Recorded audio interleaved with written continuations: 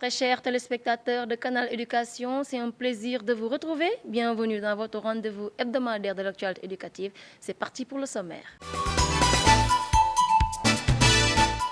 Modernisation et accompagnement de l'enseignement arabo-islamique, le ministre de l'Éducation nationale, Moustapha Mamba Guirassy, a procédé à l'installation du comité de pilotage des assises des Daara. Toujours au sommaire de cette édition, en Casamance, l'État et ses partenaires déroulent des programmes de reconstruction d'écoles et de lycées pour accueillir des milliers d'enfants de retour suite à l'accalmie de la crise casamançaise. Nous parlerons aussi de sport scolaire. L'Académie de Dakar a joué ses finales au stadium Marius Ndiaye. Le round-up de la toile mettra un terme à cette édition. C'était tout pour les titres. Le développement, c'est tout de suite. Je vous l'annonce dans les titres. Le gouvernement s'engage pour une réforme ambitieuse des Daara. Le ministre de l'Éducation nationale, Moustapha Mamba Guirassy, a procédé à l'installation du comité de pilotage des assises nationales des Daara, une initiative qui marque le début d'un processus de modernisation et d'accompagnement de l'enseignement religieux au Sénégal. Suivons les propos du ministre de l'Éducation nationale, Moustapha Mamba Guirassy, au micro de Mariétou Faye.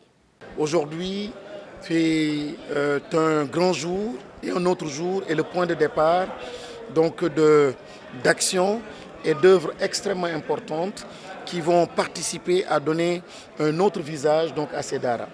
Ces Daara, comme nous le savons, qui sont partout, extrêmement bien territorialisés. Ces Daara qui portent et accompagnent nos enfants. Ces Daara qui font ce que nous sommes encore une fois. Et quand on parle du Sénégal, son signe distinctif, ce sont ces Daara. Aujourd'hui, permettre à ces Daara de participer, écouter ces Daara à travers ces assises, les questionner, les comprendre et adapter aussi toutes ces nouvelles technologies, tous ces enjeux de transformation. Que ces Daara soient au cœur de ce processus de transformation, je pense que c'est ce que le Sénégal a toujours cherché. Nous avons toujours connu des difficultés, des problèmes de mobilisation des Sénégalais autour des grands enjeux. Parce que justement, les politiques ne savaient pas embarquer ce que nous étions, les véritables Sénégalais qui ont toujours porté ce Sénégal. Aujourd'hui, il s'agit de cela. Des assises pour voir comment accompagner ces Daara, des assises pour renouveler et repenser notre système éducatif, mais surtout des assises pour transformer et bâtir ce capital humain. Dans un monde complexe, ambigu, dans un pays, dans une nation qui se cherche, où la question des valeurs est de plus en plus importante, les Daara apportent une véritable réponse. Et le chef de l'État a eu raison d'organiser ces assises. Et aujourd'hui, c'est ce grand jour en présence de tous les acteurs du monde des Daara, mais aussi en présence de beaucoup d'autres acteurs, membres du gouvernement, les représentants du Premier ministre, la présidence de la République, le ministère de la Famille, l'enseignement supérieur, la formation professionnelle.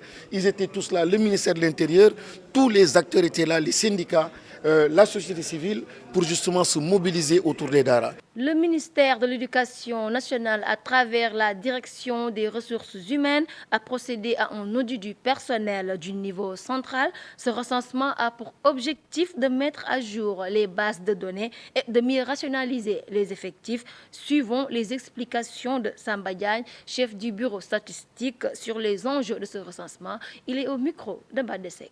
Sur l'instruction de M. le ministre, a programmé une visite des directions et services du niveau central.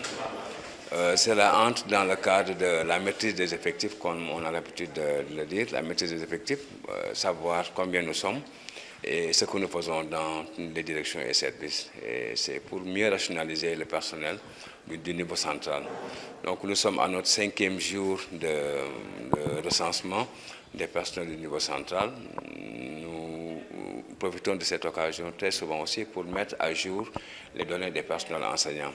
Parce que comme vous le savez, nous sommes dans une phase d'interconnexion des plateformes du ministère de l'Éducation nationale entre elles et aussi des plateformes du ministère et celles des autres ministères qui travaillent souvent avec l'Éducation nationale.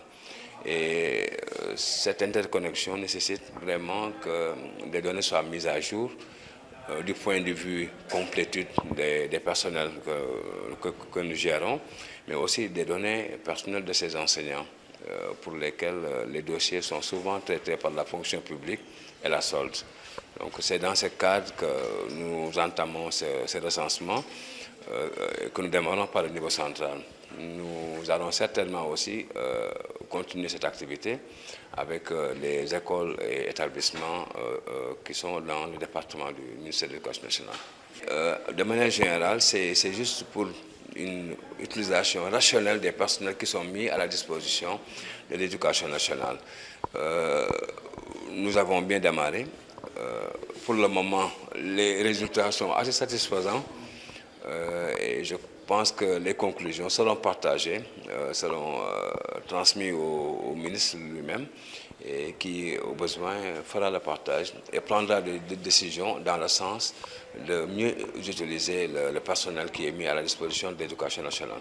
La case des tout-petits des HLM a célébré la fête de fin d'année scolaire, une occasion pour l'administration d'offrir aux élèves l'opportunité de communier avec les parents et de réviser les acquis durant l'année scolaire. C'est un reportage signé Badesek.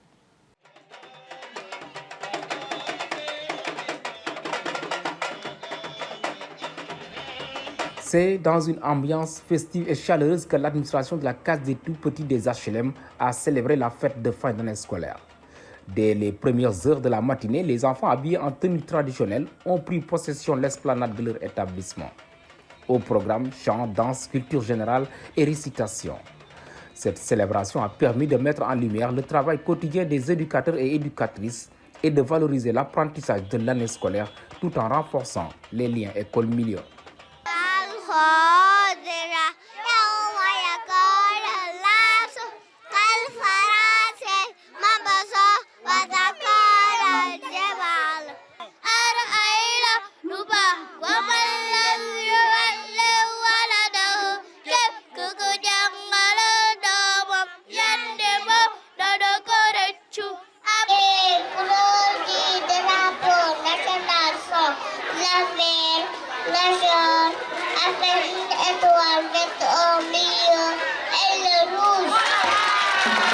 C'était l'occasion aujourd'hui de pouvoir montrer ce que les enfants ont appris pendant les 9 mois, mais aussi de communier avec leurs parents.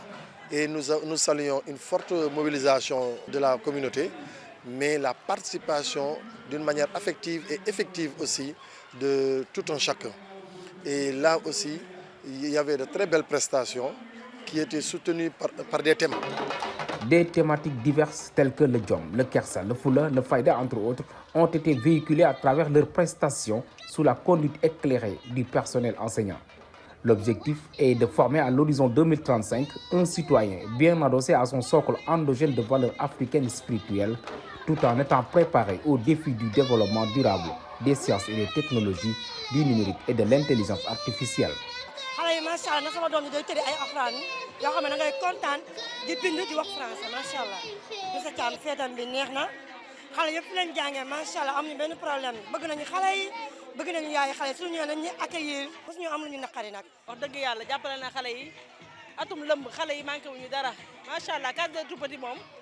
à dire. Machallah. Ces prestations, les enfants sont bien encadrés. Franchement, nous entamons les grandes vacances et là, les enfants sont souvent exposés à la rue, ils sont laissés à eux-mêmes. Donc, pour de petits renforcements qu'on peut faire à la maison, revoir leurs acquisitions, mais aussi de renforcer la capacité des parents sur la gestion des enfants. Nous lançons un appel pour dire aux parents que certes, c'est des vacances, mais ce ne sont pas des moments pour laisser les enfants à eux-mêmes. La case des tout-petits des HLM polarise 4 communes de la région de Dakar. Le directeur en a profité pour inviter les autorités éducatives et territoriales à un accompagnement pour l'élargissement de l'accès. Par rapport au fonctionnement de l'école, là aussi, comme on ne cesse de dire, nous lançons un appel toujours à l'autorité académique comme aussi à l'autorité municipale d'accompagner encore mieux les enfants pour le bon fonctionnement des activités, mais aussi pour la bonne gestion même, étant donné que la case des tout-petits des HLM a un effectif assez pléthorique. C'est la seule case mais qui polarise malheureusement 3 à 4 communes. HLM, Biscuiterie, Colobane et Dieuppeul. Tous ces enfants-là viennent suivre les cours ici. Donc si on peut avoir des accompagnements plus effectifs, là aussi on pourra saluer ces actes. La fête de fin d'année s'est terminée dans une bonne humeur chez les élèves avec des rires, des pas de danse, des applaudissements et des souvenirs pleins dans leurs yeux.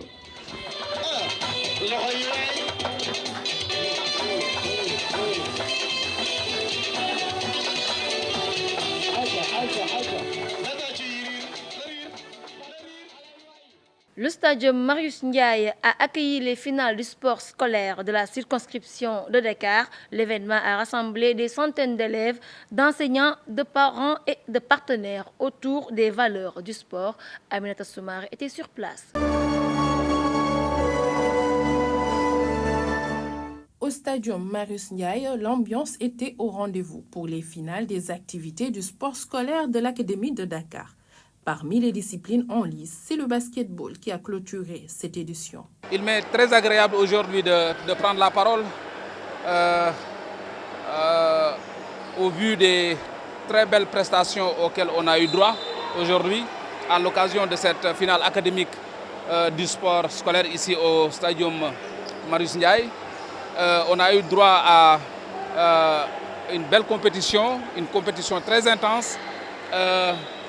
Une démonstration de talent et de performance remarquable et le tout dans un fair play exemplaire. La jonction entre l'école et le sport, c'est une frontière qui n'existe pas, n'est-ce pas? Nous avons fait les bancs, nous avons eu la chance de pratiquer le basketball, d'autres disciplines même. Et c'est normal aujourd'hui qu'on puisse être là pour apprécier le travail qui est fait dans les écoles par justement l'IA de Dakar pour promouvoir le basketball au Sénégal. Sur le parquet, la tension a laissé place à l'euphorie. Une fois la victoire acquise, les élèves vainqueurs ont laissé exprimer leur joie.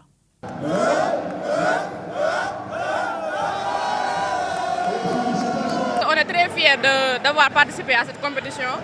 Ça nous permet d'avoir beaucoup d'expérience et tout. Un grand contentement, je suis tellement content parce que mes gars ont bien joué. Ils ont mené toutes leurs forces de ce qu'on a fait, on a pu gagner. Depuis l'âge de 9 ans, je pratique le basketball. C'est le jeu en équipe nationale, puis en NBA.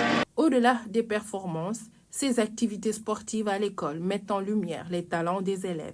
Une valeur d'autant plus forte à l'approche des Jeux olympiques de la jeunesse que Dakar s'apprête à accueillir. Nous travaillons dans le cadre d'un accord de partenariat entre le ministère de l'Éducation nationale et le comité d'organisation des Jeux olympiques de la jeunesse.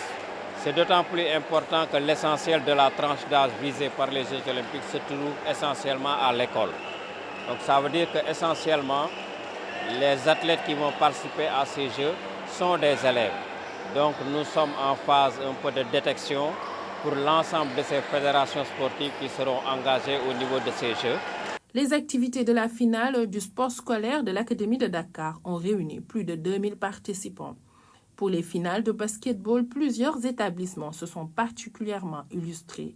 Le CM Grand Yoff Kennedy, le lycée de la Fosse et le lycée Sergent Malamine Camara. En Casamance, beaucoup de villages ont été abandonnés à cause de la guerre. Le département de Goudomp a payé un lourd tribut avec la fermeture de plusieurs écoles.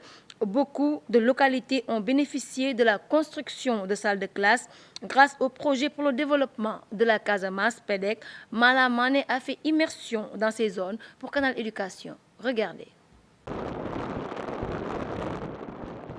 Une piste de production menant au village de Senguer-Djola, localité située dans le département de Goudomp. Ce hameau jadis peuplé de plus de 1000 âmes a payé un lourd tribut dans le conflit en Casamance, favorisant ainsi un déplacement massif de la population vers l'exil. Beaucoup d'écoles ont mis la clé sous le paillasson pendant plus de 30 bonnes années, sous le regard impuissant des populations. Suite aux événements malheureux du 9 octobre 1992, les populations étaient contraintes de quitter, d'abandonner le village et les autorités académiques ont également pris la décision de fermer l'école. Le village s'est déplacé, d'autres sont partis en Guinée, d'autres sont partis en Gambie, d'autres sont partis à Dakar, d'autres sont partis à Tangouri, d'autres sont partis à Goudomp, d'autres sont partis ailleurs.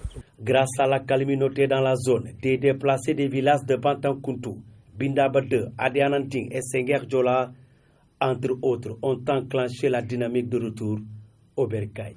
Depuis 30 ans, l'école de Senghor n'a pas fonctionné. Si par exemple le village de Senghor revient et que notre école arrive à ouvrir ses portes, vraiment, on ne fait que remercier l'État du Sénégal et remercier tous ceux qui ont fait que l'école de Senghor a pu ouvrir ses portes. Le projet de développement de la Casamance, PEDEC, a lancé un projet de construction de 2 salles de classe à Senghor-Djola pour accompagner le retour effectif des populations. Pour Yuba Sonko, deuxième adjoint du maire de Kaour, par ailleurs président de la cellule de passation des marchés de la dite commune, la construction de l'ouvrage a connu un retard considérable, le délai d'exécution étant largement dépassé. Si aujourd'hui ces populations sont retournées grâce à l'État du Sénégal et les ONG aussi, ils ont retourné, ils sont là-bas, mais ils ont eu 2 salles de classe. C'est le PEDEC qui a donné ça. Mais nous avons trouvé qu'il y a trop de lenteur parce que le contrat c'était 6 mois. Aujourd'hui, le contrat est déjà terminé. J'ai interpellé l'entrepreneur. L'entrepreneur m'avait dit que c'est PEDEC qui doit lui donner l'argent. Vraiment, j'interpelle directement le PEDEC et l'État du Sénégal. Vraiment, ces populations sont retournées, les enfants sont là-bas. Ils n'ont que de l'abri provisoire. Vraiment, nous les demandons avant l'ouverture prochaine, puisque ces enfants-là puissent accéder à ces salles de classe-là. Pourtant, l'entrepreneur des travaux se veut rassurant. Ils sont actuellement à 62%. Normalement, 8 semaines, les en Sénégal. En tout cas, chantier normalement, le 10 juillet, Ici, nombreux sont les villages qui ont bénéficié de construction de salles de classe. Je rappelle que vous pouvez suivre l'intégralité de ce reportage de Malamane juste après ce journal et sur nos différentes plateformes. Place maintenant au round-up de la toile avec Aminata Cham Soumaré.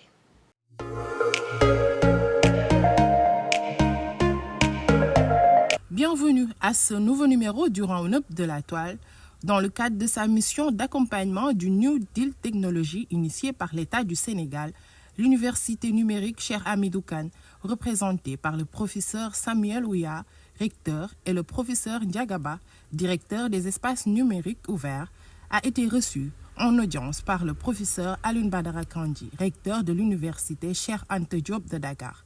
Cet échange marque une étape importante dans la volonté partagée de bâtir un partenariat institutionnel fort pour promouvoir l'enseignement supérieur numérique, renforcer les capacités scientifiques et accompagner les ambitions numériques du Sénégal. Correction du CFE 2025 à l'IEF de Saint-Louis commune. Les correcteurs déjà à l'œuvre. La correction du CFE a démarré le mercredi 25 juin à l'IEF de Saint-Louis commune. 2 sites ont été retenus par l'IEF, à savoir les écoles élémentaires Amadou Farambodj et Jeune Fille Boubacar Diop. Dans ces 2 sites, les enseignants convoqués ont déjà commencé à se pencher sur les copies des candidats. Une rencontre d'échange avait été organisée la veille par l'IEF avec les responsables et secrétaires de salle pour partager sur les modalités de la correction qui va durer 3 jours. Retour en image de la causerie sur la prévention du cancer du col de l'utérus au CM Sinthiou Bamame le samedi 14 juin 2025. Un moment d'échange et de sensibilisation entre la cible, filles âgées de 9 à 14 ans, et les animateurs, sous la présence effective de l'inspecteur de l'éducation et de la formation de Kanel, Mohamed Bassirou Diop. Journée d'excellence célébrée à Ndiogi le lundi 23 juin 2025. L'école élémentaire de Ndiogi a célébré avec éclat sa journée d'excellence, parrainée par M. Moussa Sow et M. Oumar Daouda. L'inspection de l'éducation et de la formation était représentée par l'inspecteur chef de district. M. Balagay, directeur de l'établissement, a été chaleureusement félicité et remercié par la population qui a exprimé sa reconnaissance tout au long de cette journée, riche en sons, en couleurs et en émotions. C'était tout pour aujourd'hui. Rendez-vous très prochainement pour un nouveau numéro.